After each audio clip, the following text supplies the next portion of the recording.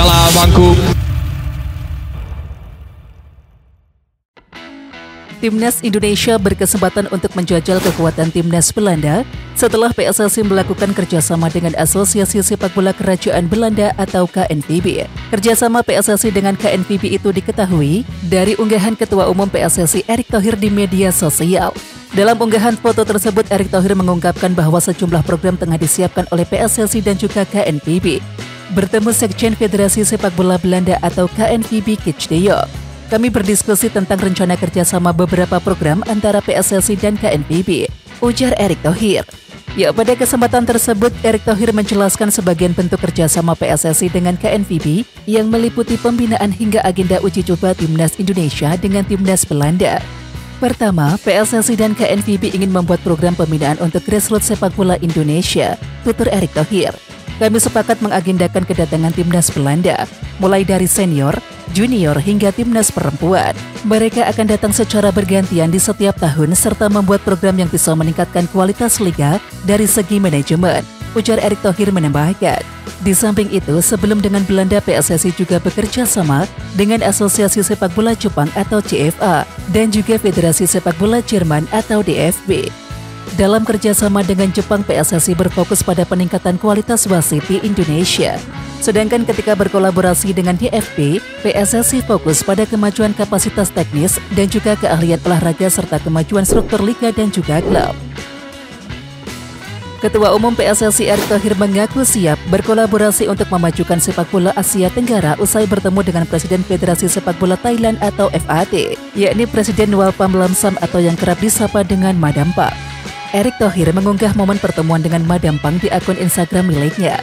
Pria yang juga menjabat sebagai Menteri BUMN tersebut memiliki harapan tim-tim dari kawasan Asia Tenggara bisa bersaing di level Asia. Bertemu dengan Presiden Federasi Sepak Bola Thailand atau FAT, Walpam Lamsam atau biasa dikenal Madam Pang. Kami berdiskusi tentang sepak bola Asia Tenggara yang kini semakin berkembang, tulis Erick Thohir. Kami juga terbuka untuk berkolaborasi demi memajukan sepak bola Asia Tenggara dan bisa bersaing di level Asia. Lanjutnya, Indonesia dan juga Thailand saat ini menempati posisi 3 besar ranking FIFA wakil Asia Tenggara di kawasan Asia.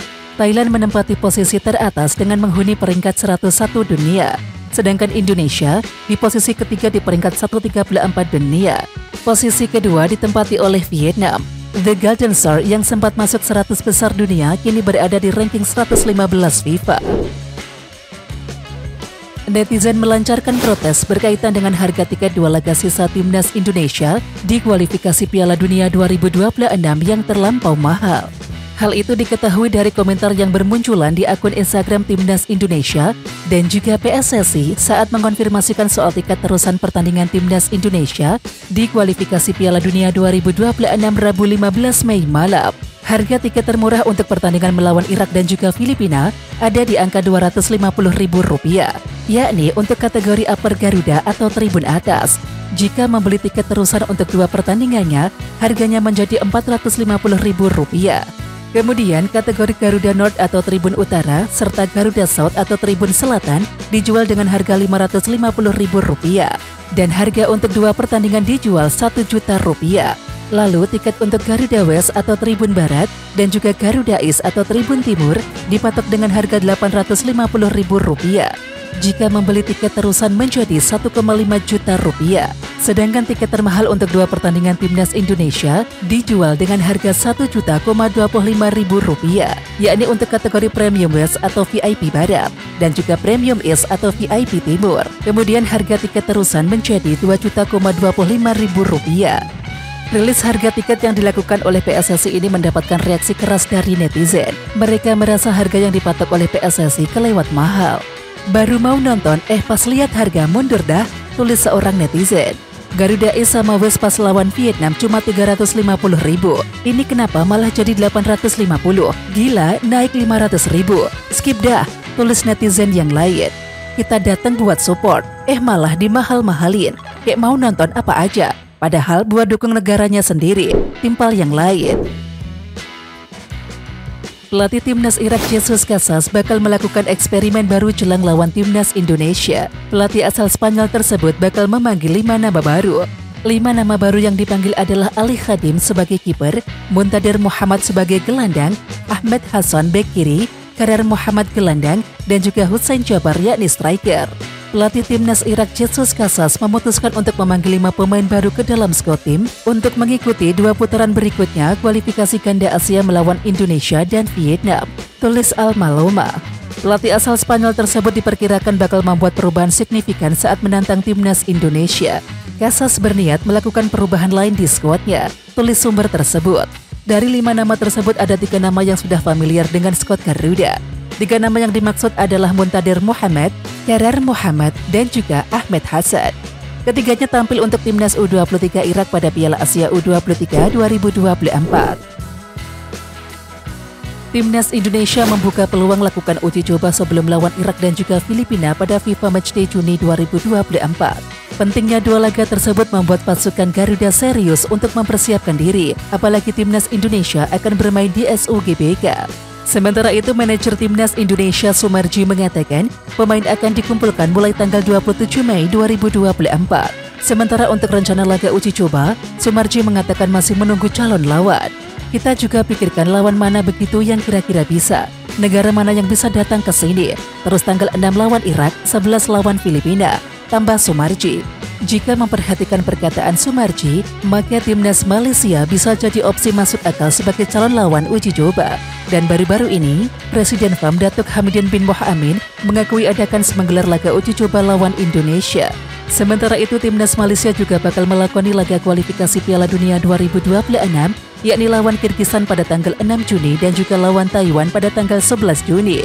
Menimbang jarak yang dekat, maka timnas Malaysia bisa didatangkan sebagai calon lawan Indonesia, yakni pada tanggal 2 Juni nanti. Dari sisi Malaysia, mereka juga bisa mendapatkan lawan sepadan sebelum mengarungi 2 laga kualifikasi Piala Dunia 2026 nanti. Pelatih timnas U20 Indonesia Indra Safri menekankan bahwa tak akan memanggil Marcelino Ferdinand buat menghadapi turnamen Toulon. Ia menekankan bahwa timnas U20 Indonesia saat ini banyak dihuni oleh pemain kelahiran 2001, 2002, 2003, dan juga 2005. Untuk itu, saat menghadapi turnamen Toulon nantinya, ia hanya akan tetap mengandalkan para pemain yang saat ini memperkuat timnas U20 Indonesia. Oleh karena itu, ia tak akan memanggil Marcelino Ferdinand untuk menghadapi turnamen Toulon nanti. Indra Safri juga menilai bahwa Marcelino Ferdinand sudah tak bisa membela skuad Garuda Nusantara. Dengan begitu, Indra Safri menutup pintu untuk Marcelino Ferdinand untuk membela timnas U20 Indonesia. Hal ini karena Indra Safri juga ingin melihat perkembangan para pemain muda lainnya. Pasalnya, pelatih asal Sumatera Barat tersebut juga ingin memanfaatkan turnamen Toulon ini sebagai ajang seleksi pemain timnas U20 Indonesia juga. Tentu saja ini dilakukan karena Indra Safri ingin membentuk tim terbaiknya. Ia juga akan menjadikan turnamen tersebut sebagai ajang pemanasan buat timnas U20 Indonesia sebelum melakoni perjuangan panjang. Ini juga kita pergunakan dan kita sepakat dengan PSSI, kita pergunakan ajang ini untuk uji coba timnas U20, tutur Indra Safri. Belum lama ini mantan pelatih Bali United tersebut memang diketahui bertolak ke Belanda. Tujuan dari Indra Safri ke Belanda ini untuk mencari dan juga melihat langsung kualitas pemain keturunan Indonesia. Indra Safri telah menemui beberapa pemain keturunan yang berada di negeri kincir angin tersebut. Pemain-pemain tersebut yakni Chance Reven, Xavi Wolfsta, Maurice Mohinoke, Kaya Simons, Dion Mark, Sacha Degden, dan juga Deleanu Art.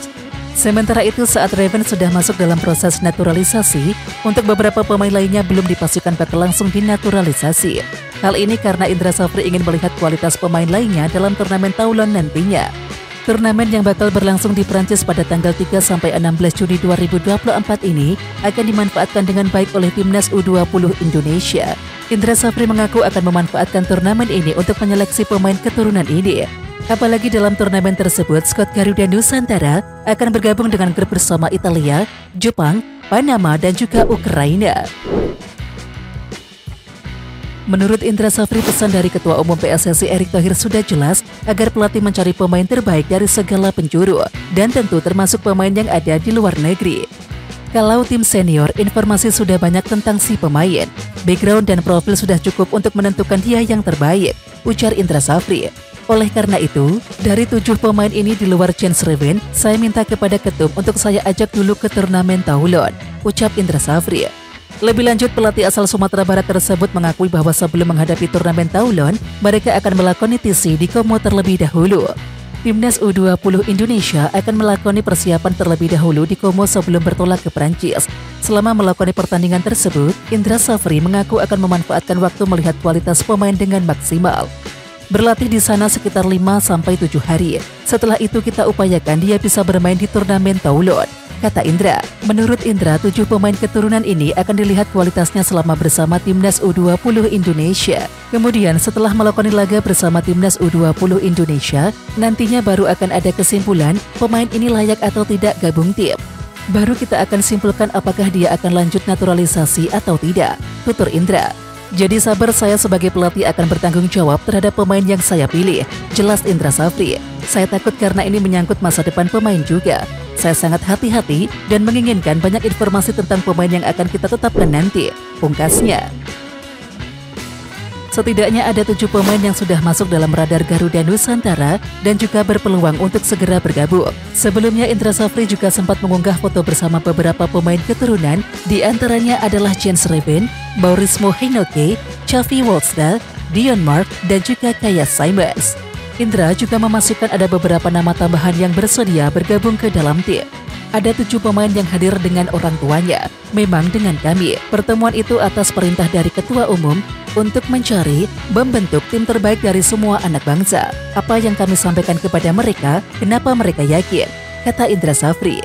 Mantan pelatih Bali United itu melanjutkan, ada beberapa faktor yang membuat mereka tertarik untuk bergabung. Dan salah satunya adalah peran Ketua Umum PSSI Erick Thohir yang telah berpengalaman di dunia sepak bola. Dan hal ini yang membuat mereka yakin untuk berada di Timnas Indonesia. Selain itu, ada kerja Sintayong yang sukses membawa dampak positif di Timnas Indonesia. Pelatih asal Korea Selatan tersebut sukses meraih beberapa pencapaian penting dan juga membuat nama Indonesia jadi tim yang tidak bisa dipandang remeh. Tom Haye dirumorkan bakal menuju Como 1907 musim depan. Kontraknya bersama Heerenveen tidak akan diperpanjang lagi akhir musim ini.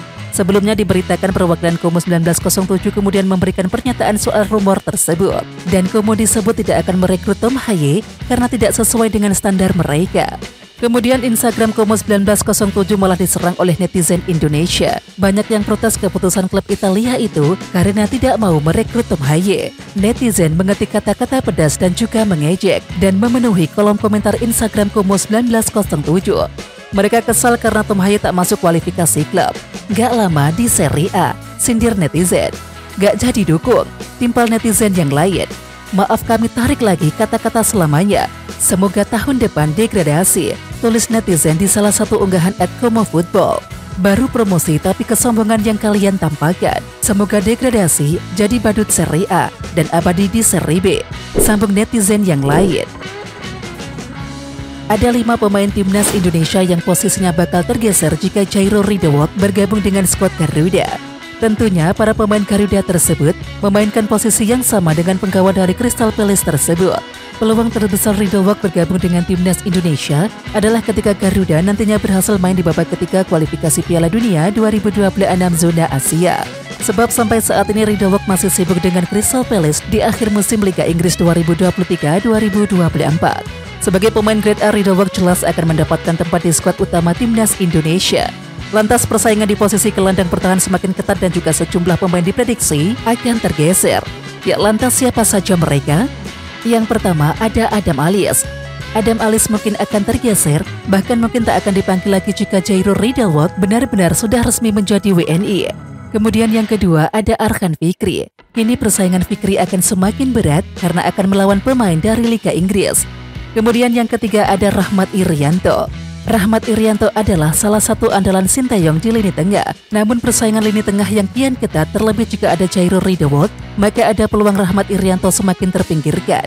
Yang keempat ada Ricky Kambuaya. Semenjak hadirnya Tom Haye, Iver Jenner, dan mulai bangkitnya Marcelino Ferdinand, membuat posisi Ricky Kambuaya di skuad utama Garuda mulai terlupakan. Sehingga tak heran jika akhir-akhir ini Kambuaya lebih banyak bermain di babak kedua. Dan andai Jairo Ridowok datang ke Timnas Indonesia, pemain Dewa United itu pun berpotensi tergeserkan makin jauh lagi. Dan yang terakhir ada Mark Locke. Mark Klok adalah sosok penghubung antara pemain lokal dan juga keturunan. Hanya saja kebutuhannya di lapangan kini mulai berkurang. Penyebabnya jelas persaingan yang makin ketat semenjak hadirnya pemain naturalisasi. Seperti di Piala Asia 2023 hingga kualifikasi Piala Dunia 2026, Klok lebih banyak di bangku cadangan ketimbang bermain di lapangan. Pesawat yang ditumpangi oleh pemain timnas Indonesia Justin Hubner hampir mendarat di laut. Hal itu disampaikan oleh Justin Hubner di stories Instagramnya yang eksklusif @JustinHubner. Sekedar diketahui, klub Justin Hubner yakni Cerezo Osaka akan menghadapi Avispa Fukuoka di lanjutan pekan ke-15 Liga 1 Jepang pada Sabtu 18 Mei 2024. Alhasil, Justin Hubner dan juga kawan-kawan melakoni penerbangan dari Osaka ke Fukuoka yakni pada Kamis 15 Mei 2024 pagi waktu Indonesia Barat. Namun pesawat yang ditumpangi oleh Justin Hubner kabarnya terbang keluar jalur yang seharusnya hingga hampir mendarat di laut. Perjalanan paling seram yang pernah saya alami, tulis Justin Hubner sambil memasang wajah ketakutan. Untungnya saya masih hidup, kami hampir saja mendarat di sini atau laut. Lanjut Justin Hubner sambil men-share foto laut. Sementara itu belum diketahui lebih pasti bagaimana kronologi musibah yang dialami oleh Justin Hubner. Dan tentu harapannya, Justin Hubner dan seluruh penumpang dalam kondisi baik-baik saja. Anggota Exco PSSI Arya Sinulinga angkat bicara perihal kenaikan harga tiket pertandingan timnas Indonesia untuk melawan Irak dan juga Filipina. Salah satu penyebabnya adalah rangkaian panjang yang telah dilewati oleh timnas U23 Indonesia di Piala Asia U23 2024. Arya mengatakan bahwa PSSI sebenarnya berat untuk menaikkan harga tiket pertandingan. Namun ini harus dilakukan oleh PSSI untuk menambah finansial yang telah dikeluarkan saat timnas U23 Indonesia berlaga di Qatar beberapa waktu yang lalu. Perlu diketahui harga tiket timnas Indonesia versus Irak dan juga Filipina naik 100%. Sebelumnya di event yang sama saat timnas Indonesia melawan Vietnam pada Maret 2024, harga tiket termurah dijual pada tarif Rp100.000 sampai dengan Rp750.000. Kenaikan harga tiket timnas Indonesia itu mengundang komentar negatif dari netizen di media sosial. Banyak supporter timnas yang kecewa dengan kenaikan harga tiket tersebut. Menurutnya PSSI tidak perlu menaikkan harga tiket tersebut karena timnas Indonesia butuh dukungan penuh untuk lolos ke putaran ketiga. Perlu kalian tahu, ini memang berat sekali bagi kami PSSI untuk membuat harga seperti sekarang ini.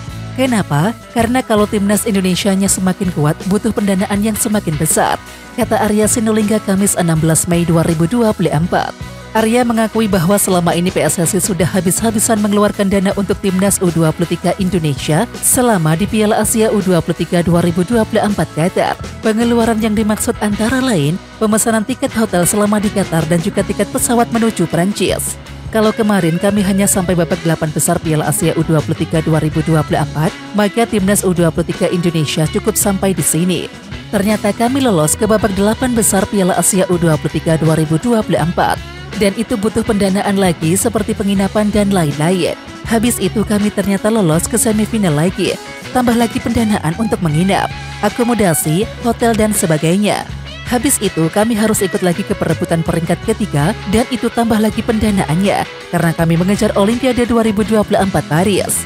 Lalu kami masuk ke playoff dan butuh pendanaan lagi, naik pesawat, kemudian akomodasi dan sebagainya. Jadi yang tadinya cukup mungkin di Qatar, tapi ini kami ke Prancis lalu pulang ke Indonesia, tutup Arya Sinulinga. Netizen memang berbondong-bondong melakukan protes terkait harga tiket timnas Indonesia melawan Irak dan juga Filipina yang terlalu mahal. Namun kabar terbaru tiket dipastikan sudah laku tembus hingga Rp50.000. Sementara itu supporter melakukan protes karena harga tiket untuk pertandingan ini dinilai mahal. Bahkan unggahan Instagram Erick Thohir dipenuhi dengan komentar protes soal harga tiket yang terlalu mahal. Hal ini karena kenaikan harga tiket timnas Indonesia begitu mencolok. Akan tetapi siapa yang menyangka apabila penjualan tiket timnas Indonesia melawan Irak dan juga Filipina sudah mencapai Rp50.000. Walaupun banyak yang protes tetapi sepertinya tiket laga timnas Indonesia melawan Irak dan juga Filipina ini laku besar. Dalam unggahan akun resmi Timnas Indonesia pada Kamis 16 Mei 2024 ini, dikabarkan tiket sudah tembus Rp50.000. 12 jam 50.000 tiket terjual, tulis akun Timnas Indonesia di Instagram. Dengan terjualnya tiket hingga 50.000 ini, tentu saja menunjukkan bagaimana besarnya antusias supporter Timnas Indonesia. Mereka rela merogoh kocek untuk bisa memberikan dukungan kepada skuad Garuda. Melihat situasi ini tentu saja mengejutkan karena protes terus dilakukan. Namun pecinta sepak bola tanah air sudah berbondong-bondong untuk membelinya. Walaupun dalam unggahan tersebut tak dijelaskan untuk pertandingan melawan Irak sudah berapa tiket yang laku, begitu juga untuk tiket laga lawan Filipina berapa banyak yang sudah terjual. Pasalnya, kapasitas stadion GBK sendiri mencapai 78.000. Dan untuk itu, apabila melihat tiket yang terjual di setiap pertandingan masih tersisa banyak. Pasalnya, apabila tersedia untuk 2 hari, seharusnya 2 kali lipat dari kapasitas stadion yang ada. Meskipun demikian, Timnas Indonesia berterima kasih karena antusiasme supporter sangat banyak. Terima kasih Garuda Fans, mari antar Indonesia ke babak ketiga kualifikasi Piala Dunia FIFA, tulisnya. Oke Timnas Lovers, siapa kita? Kita Indonesia. Ayo kita dukung terus sepak bola tanah air Indonesia. Jangan lupa dukung terus Garuda Raya Channel dengan subscribe, like, dan komen karena saran dan kritik kalian sangat bermanfaat untuk perkembangan channel ini. Tungguin video selanjutnya dari Garuda Raya Channel. Salam olahraga.